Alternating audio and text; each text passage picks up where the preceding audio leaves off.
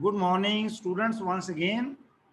Yesterday, we were making discussions on waveguides, its working principle, types of waveguides like rectangular, circular, raised waveguide, elliptical waveguides, and we have also expressed the advantage and you can say plus points of particular waveguides over others.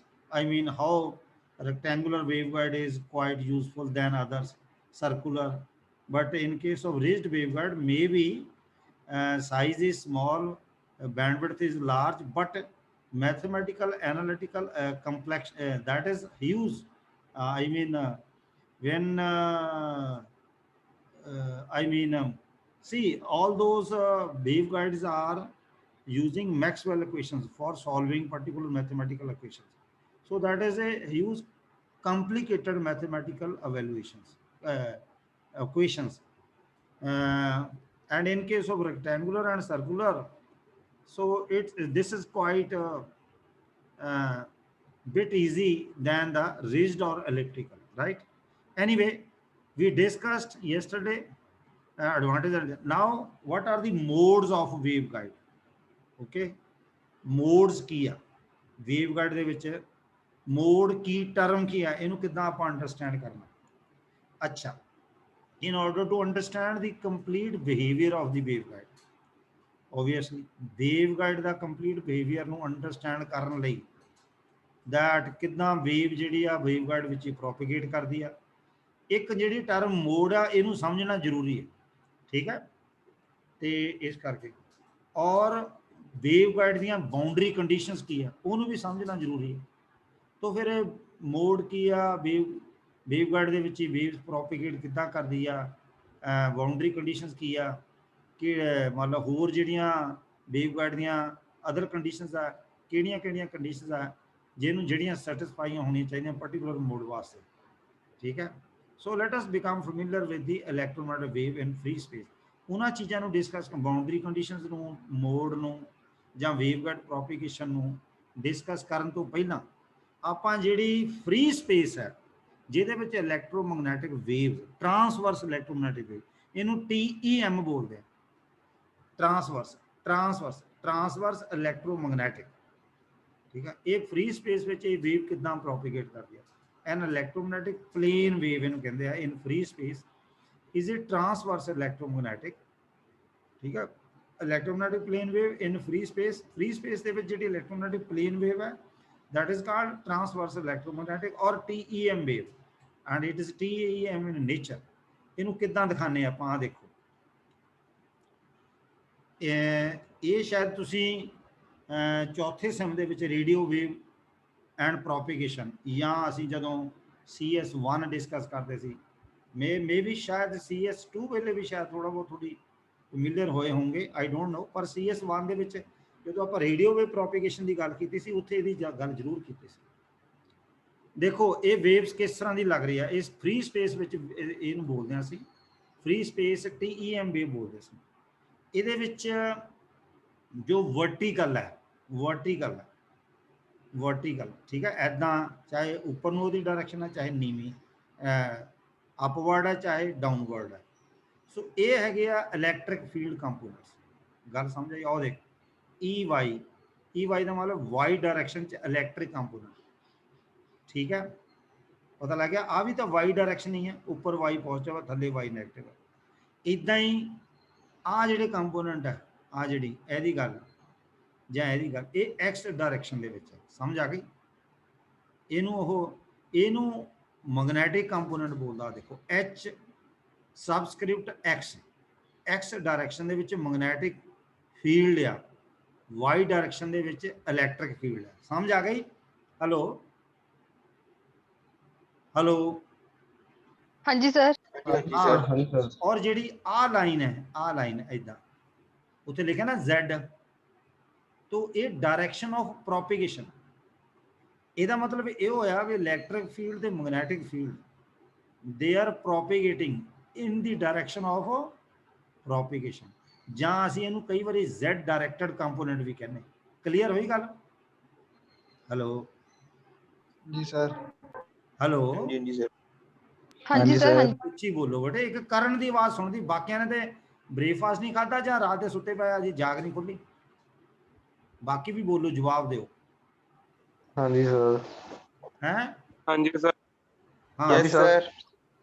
ਠੀਕ ਹੈ, okay. ਸੋ ਇਹ electric field ਹੈ ਤੇ ਇਹ ਇਸ direction ਦੇ ਵਿੱਚ magnetic field ਹੈ।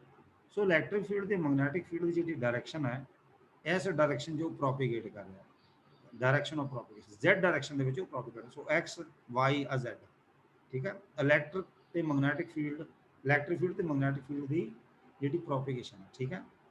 ਇਹ this is called transverse electromagnetic wave in. ਇਹਦੇ ਟਰਾਂਸਵਰਸ ਦਾ ਕੀ ਮਤਲਬ ਹੈ? ਅਸਲ 'ਚ ਕੀ ਹੈ ਟਰਾਂਸਵਰਸ ਦਾ ਮਤਲਬ ਇਹ ਹੈ ਕਿ ਜਿਹੜਾ ਇਲੈਕਟ੍ਰਿਕ ਫੀਲਡ ਹੈ, ਮੈਗਨੈਟਿਕ ਫੀਲਡ ਹੈ ਤੇ ਡਾਇਰੈਕਸ਼ਨ ਆਫ ਪ੍ਰੋਪੀਗੇਸ਼ਨ, ਇਹ ਤਿੰਨੋਂ ਹੀ ਇੱਕ ਦੂਜੇ ਦੇ ਮਿਊਚੁਅਲੀ ਪਰਪੈਂਡੀਕੁਲਰ ਹੈ। अब समझ आई? हेलो। हाँ जी सर, हाँ जी। हाँ ठीक हाँ है। जी हाँ सर। जी सर। हाँ जी सर। हाँ जी सर। ਮਿਊਚੁਅਲੀ ਪਰਪੈਂਡੀਕੁਲਰ ਇਹ ਹੈ ਗਿਆ। ਹੁਣ ਆਪਾਂ ਇਹਦੀ ਗੱਲ ਕਰੀਏ, an electromagnetic plane wave in free space, ਇਹਨੂੰ ਟੀਐਮ ਵੇਵ ਬੋਲਦੇ ਆ। ਇਹਦੀ ਆਪਾਂ ਤੁਹਾਨੂੰ ਡਾਇਆਗ੍ਰਾਮ ਦਿਖਾਤੀ ਵੇਵ ਫਾਰਮ ਦੀ ਫਾਰਮ ਦੇ ਵਿੱਚ।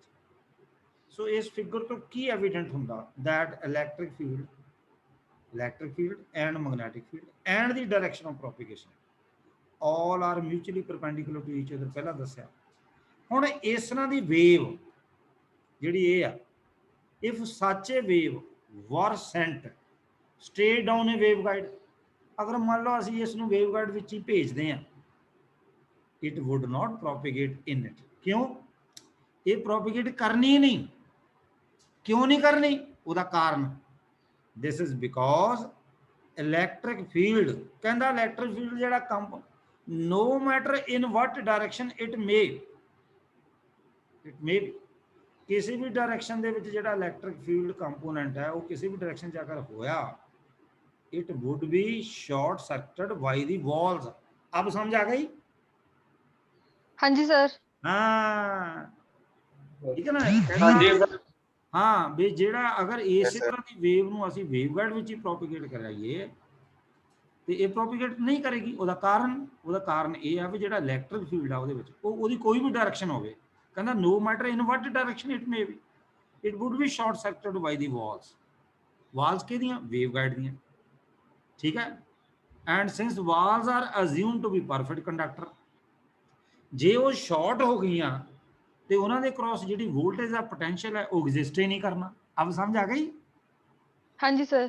हाँ हाँ जी sir. since the walls are assumed to be perfect conductors and the potential cannot exist across them, so ਇੱਥੋਂ ਕੀ ਰਿਜ਼ਲਟ ਕੱਢਿਆ ਫਿਰ? 10 TEM wave cannot exist in the waveguide। अब समझ आ गई?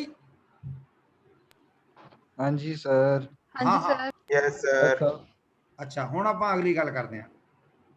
ਕਹਿੰਦਾ electromagnetic wave inside a waveguide can have an infinite number of patterns.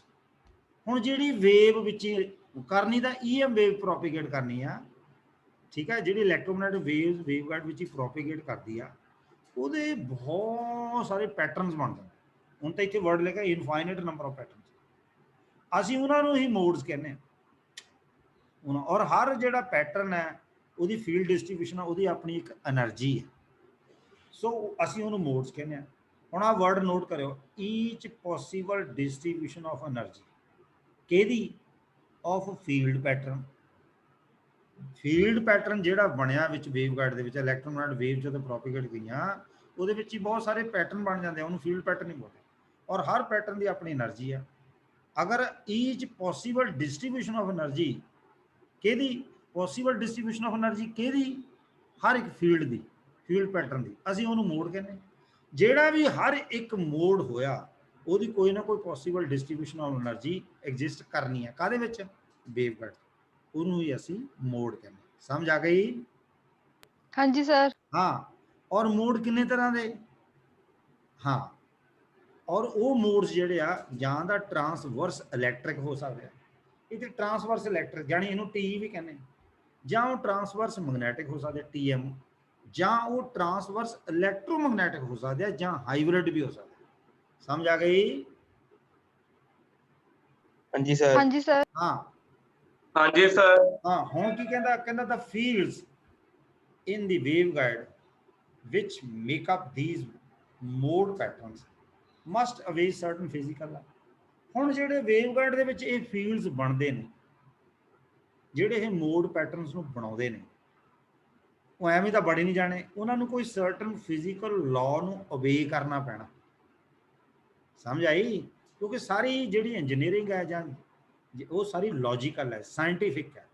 ਤੇ ਜਦੋਂ logical ਕਰਦੇ ਆ, ਸਾਇੰਟੀਫਿਕ ਗੱਲ ਕਰਦੇ ਆ, ਉੱਥੇ ਕੋਈ ਨਾ ਕੋਈ ਰੂਲ, ਕੋਈ ਲਾਅ, ਕੋਈ ਲੌਜਿਕ ਲੱਗਣਾ। ਸਮਝ ਆ ਗਈ? ਸੋ ਟੂ ਹਾਂਜੀ sir. Important boundary conditions results, ਉਹ ਕਿਹੜੀਆਂ ਨੇ? ਦੋ ਬਾਉਂਡਰੀ ਕੰਡੀਸ਼ਨਸ ਨੋਟ ਕਰੋ, which determine the mode of propagation of EM wave along the waveguide। ਦੋ ਬਾਉਂਡਰੀ ਕੰਡੀਸ਼ਨਸ ਜਿਹੜੀਆਂ ਇਹਦੇ ਵਿੱਚ ਐਗਜ਼ਿਸਟ ਕਰਨੀਆਂ, ਜਿਹੜੀਆਂ ਮੋਡ ਆਫ ਪ੍ਰੋਪੀਗੇਸ਼ਨ ਨੂੰ ਡਿਟਰਮਨ ਕਰਨੀਆਂ। ਮੋਡ ਆਫ ਪ੍ਰੋਪੀਗੇਸ਼ਨ ਕਿਹਦਾ? ਇਲੈਕਟ੍ਰੋਮੈਗਨੈਟਿਕ ਵੇਵ ਦਾ। ਕਿਹਦੇ ਅਲੋਂਗ? ਵੇਵਗਾਈਡ ਦੇ ਅਲੋਂਗ। ਪਹਿਲੀ ਕੰਡੀਸ਼ਨ ਕੀ ਆ? ਦੇਖੋ 1 ਪਾਇਆ ਨਾ, ਪਹਿਲੀ ਕੰਡੀਸ਼ਨ ਇਹ ਆ, electric fields must terminate normally on the conductor, that is tangential component of electric field must be 0। ਇਹ ਗੱਲ ਮੈਂ ਤੁਹਾਨੂੰ ਅੱਗੇ ਦਿਖਾ ਦਿੰਦਾ। ਦੇਖੋ 3.5 ਵਿੱਚ 1 ਮਿੰਟ, ਪਹਿਲਾ ਵਰਡ ਕੀ ਬੋਲਿਆ ਨੇ? Electric fields must terminate normally to the conductor. ਠੀਕ ਹੈ, ਅੱਛਾ, ਇੱਕ ਤਾਂ ਨਾਰਮਲੀ ਉਹਦੀ ਟਰਮੀਨੇਸ਼ਨ ਹੋਣੀ ਚਾਹੀਦੀ ਆ, ਐਂਡ ਦੈਟ ਇਜ਼ ਟੈਂਜੈਂਸ਼ੀਅਲ ਕੰਪੋ ਜਿਹੜਾ ਇਲੈਕਟ੍ਰਿਕ ਫੀਲਡ ਦਾ, ਉਹ 0 ਹੋਣਾ ਚਾਹੀਦਾ। ਕਿੱਦਾਂ? ਆ ਦੇਖੋ, ਆ ਵੇਵਗਾਈਡ ਆ, ਆਪਾਂ ਰੈਕਟੈਂਗੂਲਰ ਵੇਵਗਾਈਡ ਨੂੰ ਮੁੱਖ ਰੱਖ ਕੇ ਆਪਾਂ ਅਜੇ ਗੱਲ ਕਰ ਰਹੇ ਹਾਂ। ਇੱਥੋਂ ਮਾਈਕ੍ਰੋਵੇਵ ਸਿਗਨਲ ਇਹਦੇ ਵਿੱਚ ਹੀ ਪ੍ਰੋਪੀਗੇਟ ਕਰਨਾ। ਉਹ ਇਹਦੀਆਂ ਵਾਲਸ ਆ ਸਾਰੀਆਂ, ਦੇਖ ਰਹੇ ਬੱਚੇ? ਹਾਂ ਬੱਚੂ? ਹਾਂਜੀ ਸਰ। ਹਾਂਜੀ ਹਾਂਜੀ ਸਰ ਜੀ, ਹਾਂਜੀ ਹਾਂ, ਸਰ। ਔਰ ਵਾਲਸ ਜਿਹੜੀਆਂ ਉਹ ਪਰਫੈਕਟ ਕੰਡਕਟਰ ਹੈ। ਹੁਣ ਉਹਨੇ ਵਰਡ ਬੋਲਿਆ, ਪਹਿਲੀ ਕੰਡੀਸ਼ਨ ਕੀ ਸੀ? ਕਹਿੰਦਾ ਜਿਹੜਾ normal component of electric field ਹੈ, ਇਹਦੀ ਟਰਮੀਨੇਸ਼ਨ ਹੋਣੀ ਚਾਹੀਦੀ ਹੈ। ਈ ਦੇ ਪੈਰਾਂ 'ਚ ਸਮਾਲ ਐਨ ਪਾਤਾ, ਇਹ normal component of electric field ਕਰਤਾ, ਇਹਦੀ ਟਰਮੀਨੇਸ਼ਨ ਕੰਡਕਟਿੰਗ ਵਾਲ ਤੇ ਹੋ ਗਈ। ਪਰ ਜਿਹੜਾ ਟੈਂਜੈਂਸ਼ੀਅਲ ਕੰਪੋਨੈਂਟ ਆ, ਈ ਦੇ ਪੈਰਾਂ 'ਚ ਟੀ ਲਾਤੀ, ਐਂਡ ਇਟ ਸ਼ੁੱਡ ਬੀ 0। ਇਹੀ ਕਿਹਾ ਸੀ ਨਾ ਉਹਨੇ? ਹਾਂਜੀ ਸਰ। ਹਾਂ, ਆ ਦੇਖੋ, ਹੁਣ ਦੇਖੋ, electric fields must terminate normally on the conductor.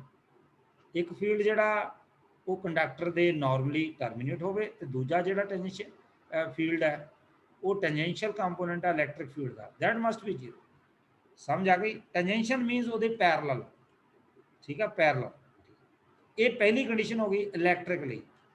ਠੀਕ ਹੈ, ਸੋ ਇਟ ਮੀਨਸ, ਆ ਦੇਖੋ, at the surface of the conductor, surface of the conductor electric field can not have a component parallel to the surface. ਦੱਸ ਤਾਂ ਦਿੱਤਾ, ET ਜਿਹੜੀ ਉਹਦੇ parallel ਹੈ ਨਾ, ਟੈਂਜੈਂਸ਼ੀਅਲ ਕੰਪੋਨੈਂਟ, ਇਹਦਾ ਮਤਲਬ ਸਰਫੇਸ ਤੇ electric field can not have a parallel component of the parallel to the surface. ਮਤਲਬ electric field can not have a component parallel to the surface, ਜਾਂ ਇਹਨੂੰ ਅਸੀਂ ਪੈਰਲਲ ਕੰਪੋਨੈਂਟ ਕਹਿ ਲਈਏ ਜਾਂ ਟੈਂਜੈਂਸ਼ੀਅਲ ਕੰਪੋਨੈਂਟ ਕਹਿ ਲਈਏ ਇਲੈਕਟ੍ਰਿਕ ਫੀਲਡ ਦਾ, ਉਹ ਐਗਜ਼ਿਸਟ ਨਹੀਂ ਕਰੇਗਾ। which indicate that electric field always must be perpendicular to the surface of the conductor। ਇਹਦਾ ਮਤਲਬ ਇਹ ਹੈ ਜੇ ਪੈਰਲਲ ਐਗਜ਼ਿਸਟ ਨਹੀਂ ਕਰੇਗਾ ਤਾਂ ਫਿਰ ਕਦੇ ਕਿੱਦਾਂ ਕਰੇਗਾ? ਪਰਪੈਂਡੀਕੁਲਰਲੀ। अब समझ आ गई? हेलो? ਹਾਂਜੀ ਹਾਂਜੀ ਸਰ। ਸਰ। हाँ, ये बाउंड्री कंडीशन है वेवगाइड की।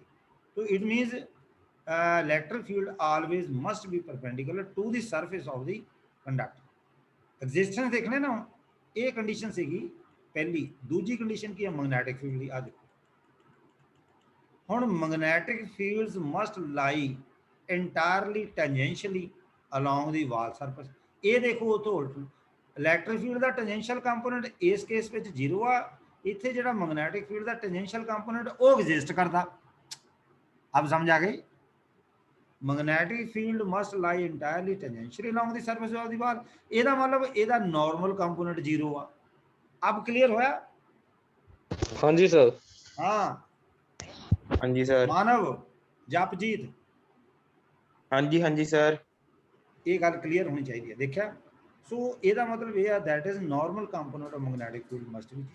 तो पहले केस ਵਿੱਚ ਕੀ ਆ, इलैक्ट्रिक फील्ड ਦਾ नॉर्मल कंपोनेंट एग्जिस्ट करता, टेंजेंशियल नहीं करता। इट मीनस ਉਹਦੇ पैरेलल इलैक्ट्रिक फील्ड नहीं एग्जिस्ट करता।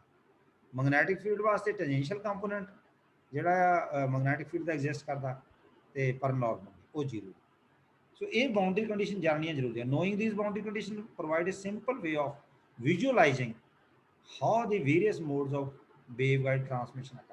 ਤੋ ਇਹ ਜੇ ਬਾਉਂਡਰੀ ਕੰਡੀਸ਼ਨ ਸਾਡੇ ਮਾਈਂਡ 'ਚ ਰਹਿਣਗੀਆਂ, ਇਹਨਾਂ ਨੂੰ ਅਸੀਂ ਜਾਣਾਂਗੇ, ਫਿਰ ਅਸੀਂ ਵਿਜ਼ੂਅਲਾਈਜ਼ ਕਰ ਸਕਦੇ ਹਾਂ ਵੀ ਕਿੱਦਾਂ ਅਲੱਗ-ਅਲੱਗ ਜਿਹੜੇ ਵੇਵ ਗਾਈਡ ਜਿਹੜੇ ਮੋਡਸ ਹੈ ਉਹਦੀ ਟਰਾਂਸਮਿਸ਼ਨ ਕਿੱਦਾਂ ਹੁੰਦੀ ਹੈ। ਠੀਕ ਹੈ, ਇਹ ਤੁਸੀਂ ਦੇਖੋ ਡਿਪਲੋਮੇ ਲੈਵਲ ਤੇ ਇੰਨੀ ਐਨਾਲਿਸਿਸ ਨਹੀਂ ਦਿੱਤੀ।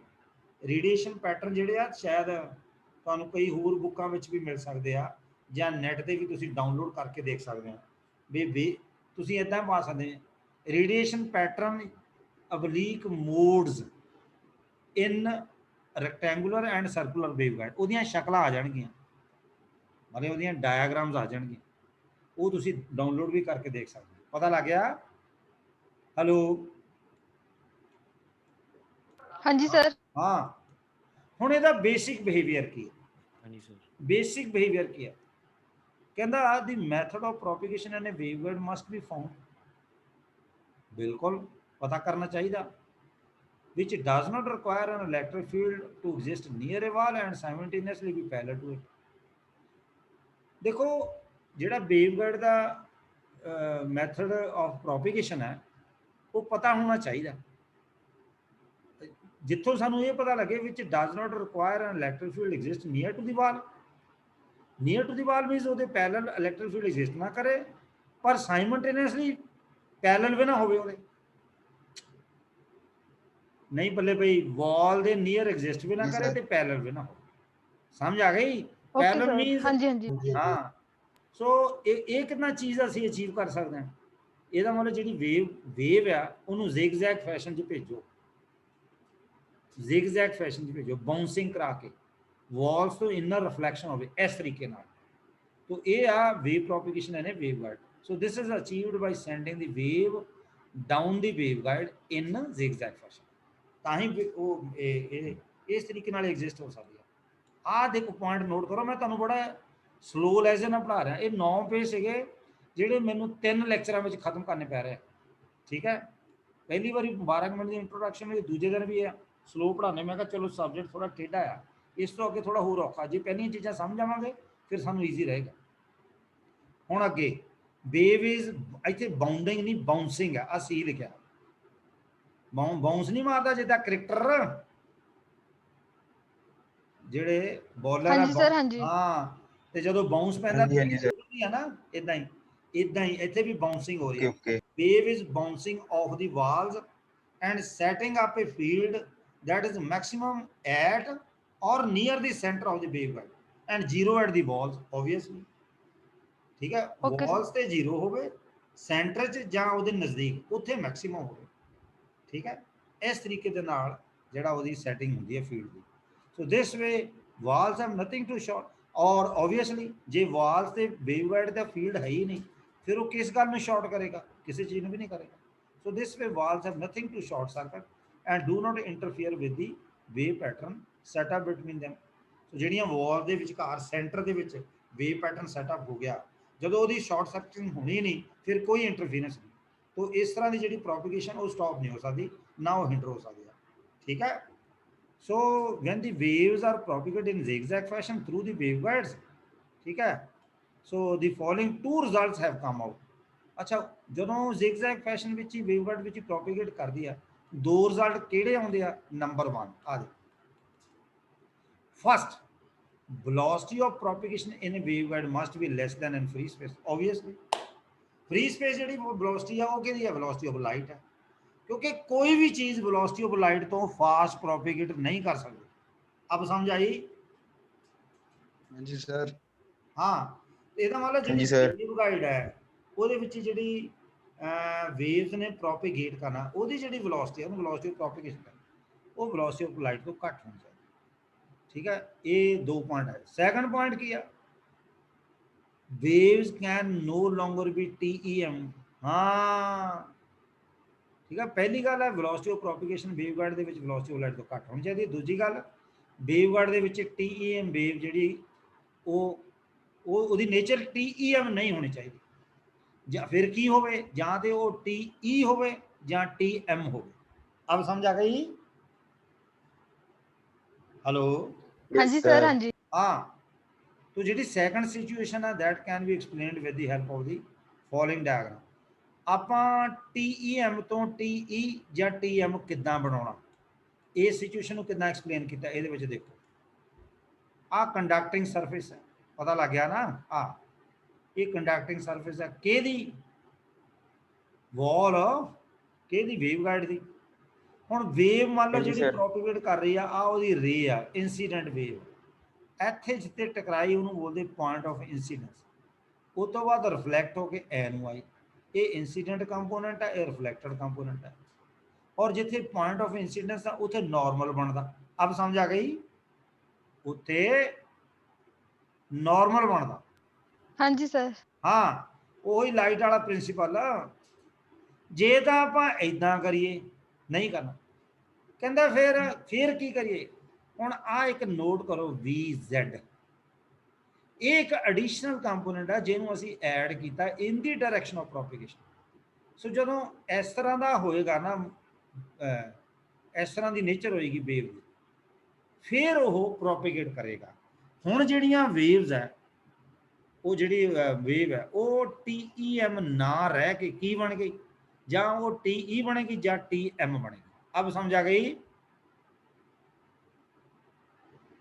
हाँ हाँ जी जी sir. सर। हाँ, ठीक है।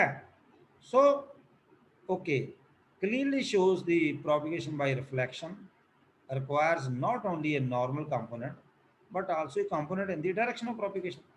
ਹੁਣ ਨੈਚੁਰਲੀ ਜਦੋਂ ਆਪਾਂ ਸਿਗਨਲ ਨੂੰ ਪ੍ਰੋਪਗੇਟ ਕਰਦੇ ਆ, ਰਿਫਲੈਕਸ਼ਨ ਹੁੰਦੀ ਆ, ਤਾਂ ਇਹਦੇ ਨਾਲ ਸਿਰਫ ਨਾਰਮਲ ਕੰਪੋਨੈਂਟ ਨਹੀਂ ਮਿਲਣਾ, ਇੱਕ ਕੰਪੋਨੈਂਟ ਸਾਨੂੰ ਹੋਰ ਵੀ ਮਿਲ ਜਾਂਦਾ, that is a component in the direction of propagation, and this additional component in the direction of propagation can either be, ਇਹ ਜਿਹੜਾ ਕੰਪੋਨੈਂਟ ਹੈ ਇਲੈਕਟ੍ਰਿਕ ਵੀ ਹੋ ਸਕਦਾ, ਇਹ ਮੈਗਨੈਟਿਕ ਵੀ ਹੋ ਸਕਦਾ, can either be electric or magnetic field, depend ਕਰਦਾ ਕਾਤੇ?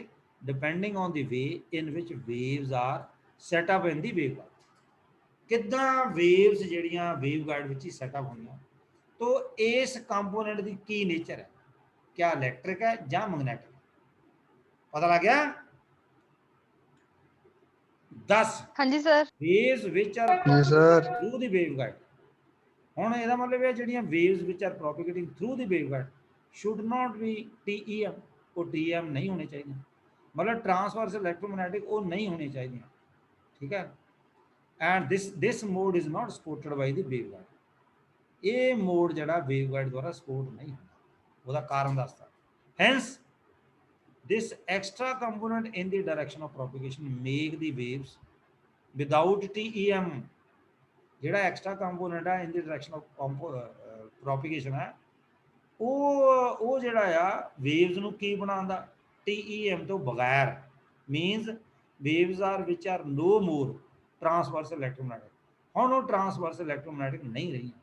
ਔਰ ਟਰਾਂਸਵਰਸ ਇਲੈਕਟ੍ਰੋਮੈਗਨੈਟਿਕ ਦਾ ਮਤਲਬ ਇਹ ਆ ਵੀ ਇਲੈਕਟ੍ਰਿਕ ਫੀਲਡ, ਮੈਗਨੈਟਿਕ ਫੀਲਡ ਤੇ ਡਾਇਰੈਕਸ਼ਨ ਆਫ ਪ੍ਰੋਪਗੇਸ਼ਨ, ਇਹ ਤਿੰਨੋਂ ਹੀ ਇੱਕ ਦੂਜੇ ਦੇ ਮਿਊਚੁਅਲੀ ਪਰਪੈਂਡੀਕੂਲਰ, ਪਰ ਇੱਥੇ ਨਹੀਂ ਹੈਗੇ, ਠੀਕ ਹੈ।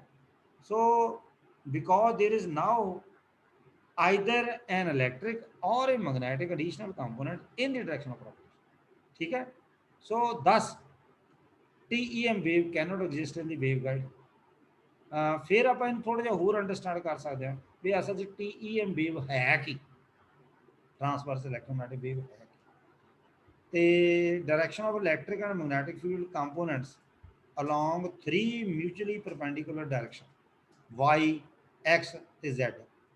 ਹੁਣ ਆ Z ਡਾਇਰੈਕਟਡ ਕੰਪੋਨੈਂਟ ਨੇ EZ ਤੇ HZ, Y ਡਾਇਰੈਕਟਡ ਕੰਪੋਨੈਂਟ ਨੇ EY ਤੇ HY, X ਡਾਇਰੈਕਟਡ ਕੰਪੋਨੈਂਟ ਨੇ EX ਤੇ HX, ਠੀਕ ਹੈ। कैपिटल X, कैपिटल Y ਤੇ कैपिटल Z ਇਹ ਡਾਇਰੈਕਸ਼ਨਸ ਨੇ। In case of TEM wave ਆ ਦੇਖੋ, both electric and magnetic field are purely transverse। ਇਹਦੇ ਵਿੱਚ ਤਾਂ ਪਿਓਰਲੀ ਟਰਾਂਸਵਰਸ ਹੈ, ਜਾਨੀ perpendicular to the direction of propagation, but there are no components of electric field and magnetic field in the direction of propagation where Z is the direction of propagation, that is हाँ देखो, ठीक है, EZ0 HZ0, when EZ जिथे EZ की है electric field component in the direction of propagation, HZ की है magnetic field component in the direction of propagation. समझ आ गई? सो हाँ ਇੱਥੇ ਤੁਸੀਂ ਹੁਣ ਆ ਦੋਨੋਂ ਚੀਜ਼ਾਂ ਜ਼ੀਰੋ, ਮਤਲਬ ਇਸ ਕੇਸ ਦੇ ਵਿੱਚ ਇਹ ਦੋਨੋਂ ਚੀਜ਼ਾਂ ਜ਼ੀਰੋ, ਉਹ ਕਲੀਅਰ ਹੋਈ? हाँ जी, हाँ जी सर। हाँ, so it is concluded that in case of TEM wave it has no Z directed component. Z directed means ना EZ है ना HZ है। पता लग गया? हाँ हेलो जी सर। हेलो हाँ जी सर। हाँ जी सर। ਹੁਣ TE ਐਂਡ TM ਮੋਡਸ ਕੀ ਨੇ, ਇਹਦੀ ਵੀ ਆਪਾਂ ਗੱਲ ਕਰਦੇ ਹਾਂ। ਇਹ ਥੋੜਾ ਜਿਹਾ ਫਰਕ ਕਹਿੰਦਾ ਐਜ਼ ਆਲਰੇਡੀ ਸਟੇਟਡ ਦੈਟ, ਪਹਿਲਾਂ ਹੀ ਦੱਸਦਾ ਵੀ ਮੋਡ ਹੁੰਦਾ ਕੀ ਹੈ। ਮੋਡ ਕੀ ਹੈ? Each possible distribution of energy of field pattern in a waveguide. Waveguide ਦੇ ਵਿੱਚ ਕੀ ਹਰ ਇੱਕ ਪੋਸੀਬਲ ਡਿਸਟ੍ਰੀਬਿਊਸ਼ਨ ਆਫ એનર્ਜੀ ਕਿਹਦੀ? ਫੀਲਡ ਪੈਟਰਨ ਦੀ, ਉਹਨੂੰ ਅਸੀਂ ਮੋਡ ਕਹਿੰਦੇ ਹਾਂ। So in fact simple distribution of fields through the waveguide leads to the term modes। पता लग गया? डिस्ट्रीब्यूशन ऑफ फील्ड पैटर्न या फील्ड्स किहदे विच ही? वेवगाइड विच ही। और हर एक दी पॉसिबल डिस्ट्रीब्यूशन ऑफ एनर्जी होनी हर मोड दे। फिर जे ज़्यादा आ उन्होंने असीं मोड्स कह दिंदे आ। और असीं इहनूं दो मेजर ग्रुपां विच सैपरेट करदे हां। किवें? एक ट्रांसवर्स इलैक्ट्रिक मोड, दूजे ट्रांसवर्स मैग्नैटिक मोड। ਜਿਹੜਾ ਅਮਰੀਕਨ ਸਿਸਟਮ ਇਸ ਚੀਜ਼ ਨੂੰ ਕਿੱਦਾਂ ਲੇਬਲ ਕਰਦੇ ਨੇ? American system labels these modes according to the field component and that behaves as it did in free space. ਜਿੱਦਾਂ ਫੀਲਡ ਕੰਪੋਨੈਂਟ ਫ੍ਰੀ ਸਪੇਸ ਵਿੱਚ ਬਿਹੇਵ ਕਰਦਾ, ਉਦਾਂ ਹੀ ਅਮਰੀਕਨ ਸਿਸਟਮ ਉਹਨੂੰ ਲੇਬਲ ਕਰਦੇ ਨੇ। ਯੂਰਪ ਵਾਲੇ ਅਲੱਗ ਕਰਦੇ ਨੇ। ਪਤਾ ਲੱਗ ਗਿਆ? ਸੋ ਉਹਦੀ ਗੱਲ ਆਪਾਂ ਕਰਾਂਗੇ ਬਾਅਦ ਚ। ਹੁਣ TE ਮੋਡ ਕੀ ਆ? TE मोड मैं पहले ही क्या, ट्रांसवर्स इलैक्ट्रिक मोड की है। देखो TEM मोड ਦੇ ਵਿੱਚ ਤਾਂ EZ ਤੇ HZ ਦੋਨੋਂ ਹੀ ਜ਼ੀਰੋ ਆ।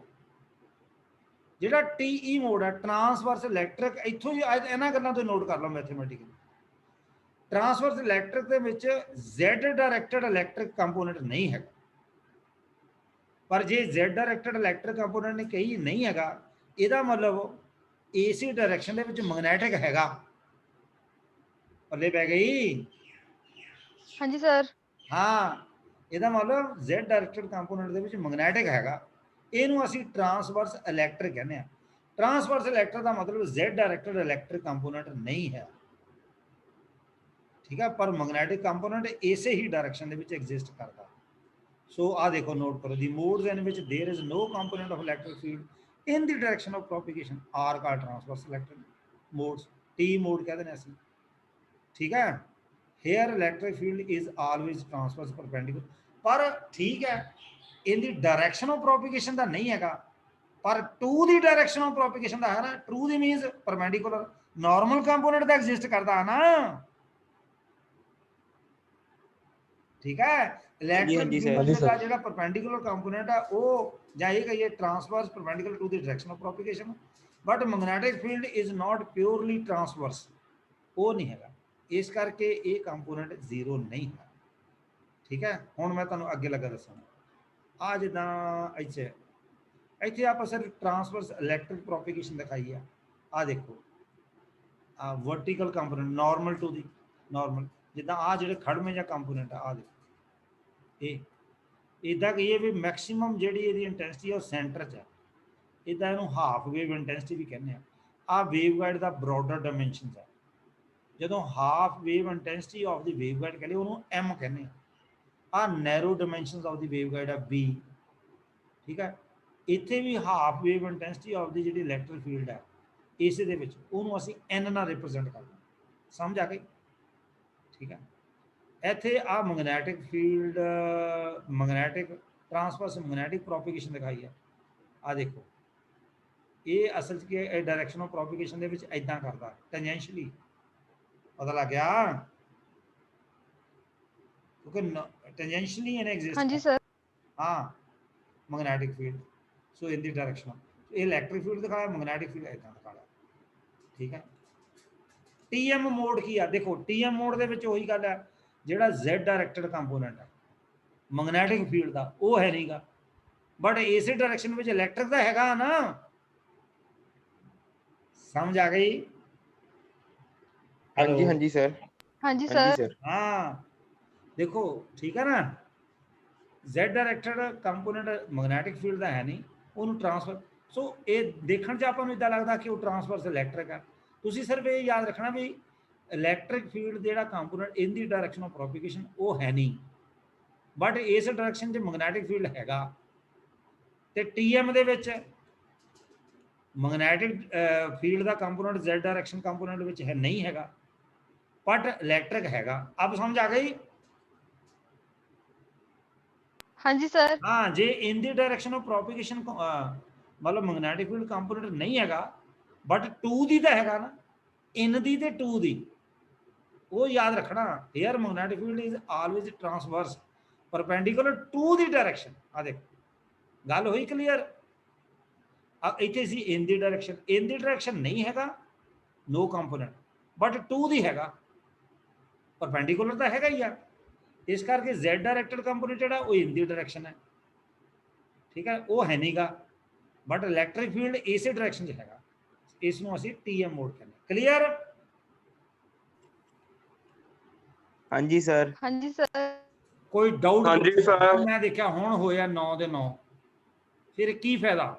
ਤੁਸੀਂ ਆਪਣੇ ਇਹ ਜਿਹੜੇ ਬਾਅਦ 'ਚ ਜੁੜਿਆ ਇਹਨਾਂ ਦੇ ਮੈਂ ਹੁਣ ਛਿੱਤਰ ਖੜਕਾਉਣੇ ਆ ਇਹਨਾਂ ਨੂੰ। ਇਹਨਾਂ ਇਦਾਂ ਦੀ ਸਟੱਡੀ ਆ, ਮੈਂ ਸਲੋ ਚੱਲਦਾ, ਪਤਾ ਨਹੀਂ ਕਿਹੜੀ ਐਸੀ ਪ੍ਰੋਬਲਮ ਹੈ ਐਸੇ ਬੱਚਿਆਂ ਨੂੰ, ਇਹ ਇੰਨੇ ਢੀਠ ਹੈ। ਹੁਣ ਇਹ ਆਨਲਾਈਨ ਚੱਲ ਰਿਹਾ, ਮੈਂ ਤੁਹਾਨੂੰ ਕੁਝ ਕਹਿ ਨਹੀਂ ਸਕਦਾ ਕਿਉਂਕਿ ਇਹਦੀ ਰਿਕਾਰਡਿੰਗ ਜਾਣੀ ਹੈ ਬੋਰਡ ਨੂੰ। ਕੋਈ ਡਾਊਟ ਕੋਈ ਪ੍ਰੋਬਲਮ ਪੁੱਛੋ, 3-3.5 ਮਿੰਟ ਰਹਿੰਦੇ ਆ। ਬੋਲੋ। ਜਪਜੀਤ, ਕਰਨ, ਮਾਨਵ, ਹਰਸ਼, ਕੋਈ ਹੋਰ ਬੱਚਾ? जी सर ਹੈਲੋ। हाँ जी सर। हाँ जी सर सर ਮੈਂ ਬੜਾ ਸਲੋ ਲੈਜਨ ਨਾਲ ਪੜ੍ਹਾ ਰਿਹਾ, ਨਹੀਂ ਤਾਂ ਮੈਂ ਫਾਸਟ ਪੜ੍ਹਾਣਾ, ਤੁਹਾਨੂੰ ਪਤਾ। ਠੀਕ ਹੈ? हाँ जी सर हाँ जी। हाँ, हाँ हाँ जी जी सर नहीं पता सर। कोई डाउट? नहीं सर। नहीं नहीं नहीं सर सर। हाँ जी, नो सर। नो सर समझ आ गया? हाँ जी हाँ जी हाँ जी सर ਵੇਵਗਾਈਡ ਦੇ हाँ जी ਵਿੱਚੋਂ सर। ਆਉਂਦੀਆਂ ਟਾਈਪਸ ਤੋਂ, ਠੀਕ ਹੈ ਨਾ। ਸੋ ਇਹ ਮੇਰੀ ਬੁੱਕ ਆ, ਤੁਹਾਨੂੰ ਪਤਾ ਉਹਦੇ ਵਿੱਚ ਹੀ ਆ। ਇਹ ਇੱਕ हाँ ਐਸੀ जी सर। ਜਿਹਦੇ ਵਿੱਚ ਮੈਂ ਥੋੜੀ ਬਹੁਤ ਕਰੈਕਸ਼ਨ ਵੀ ਕੀਤੀ ਹੈ, ਦੱਸਦਾ। ਠੀਕ ਹੈ ਨਾ। ਕਈ ਵਾਰੀ ਪ੍ਰਿੰਟਿੰਗ ਦੇ ਵਿੱਚ ओके ਜਿੱਦਾਂ सर ਉਹਨੇ ਬਾਉਂਸਿੰਗ ਦੀ ਗੱਲ ਕੀਤੀ ਸੀ, ਉਹ ਤੇ ਸੀ ਪਾਉਣਾ ਜਾਂ ਹੋਰ ਵੀ ਆ, ਗਾਂ ਵੀ ਥੋੜੀ ਬਹੁਤ ਕਰੈਕਸ਼ਨ ਕੀਤੀ ਹੈ। ਠੀਕ ਹੈ, ਸਕਰੀਨਸ਼ਾਟ ਲੈ ਰਿਹਾ। हाँ जी सर ले लिया सर। ਮੈਂ ਤੁਹਾਨੂੰ ਕਿਹਾ ਸੀ ਕੱਲ ਮੈਨੂੰ ਭੇਜਿਓ, ਤੁਸੀਂ ਭੇਜਿਆ ਨਹੀਂ। ਠੀਕ ਹੈ ਨੀ? ਚਲੋ ਤਾਂ ਮੈਂ ਤੁਹਾਨੂੰ ਇੱਕ ਵਾਰ ਤੁਹਾਨੂੰ ਕੋਈ ਡਾਊਟ ਨਹੀਂ ਆ, ਹੁਣ ਬੋਲੋ। नहीं sir. So I am No, going sir. To stop now. Screenshot ਲੈ ਲਓ ਵੀਡੀਓ ਔਨ ਕਰਕੇ, हाँ जी सर ठीक है जी। ਲਓ। ਯੈਸ, हाँ जी सर। यस सर हाँ जी ले लिया। ਠੀਕ ਹੈ, ਲੈ ਲਿਆ। हाँ जी sir. Okay, good day. Thank you sir.